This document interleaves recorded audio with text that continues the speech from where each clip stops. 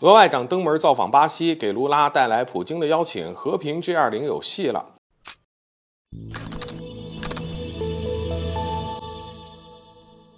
大家好，欢迎来到超太阳观察室。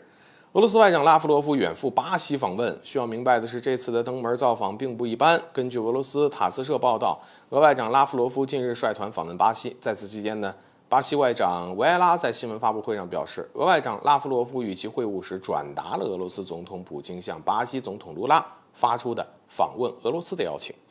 这也意味着，一旦巴西总统卢拉接受普京的国事邀请，那么他将择机启程赴莫斯科进行国事访问。而现在，我们来梳理一下背后的联系。卢拉是先启程访问了中国，与中国也达成了众多的协议啊。那么其中引人注目的议题就是中国领导人协商推动俄乌和谈，并且提出了建立专注解决冲突的和平 G20 组织。而根据卢拉所述呢，该提议已经获得了中国最高领导人的认可。随后，卢拉还对阿联酋进行了国事访问，并且也提到了建立和平 G20。言下之意，或许希望阿联酋能加入这个组织，但目前尚未有明确的消息表明阿联酋有意加入。现如今的卢拉返回巴西，普京派出了外长拉夫罗夫进行访问，并且邀请卢拉访问莫斯科。看到这儿啊，其实大家也都能看懂，普京邀请卢拉访问俄罗斯，本质上是给予卢拉推动俄乌和谈的资格，也就是说卖卢拉一个面子，因为没有普京同意，卢拉不可能推动俄乌和谈。所以这一圈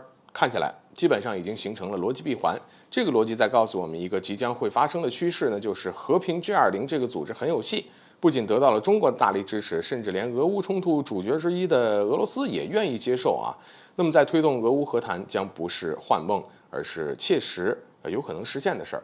所以不得不说，姜还是老的辣，这句话还是有道理的。罗拉作为资深政治家，一出手就是大招，并且效果还不错，很有可能成功。而一旦和平 G20 成功建立，无论是巴西这个主体国家，或者是卢拉个人在国际的社会影响力将得到极大的提升，而巴西未来所获得的好处呢，简直就是无法用金钱来衡量了。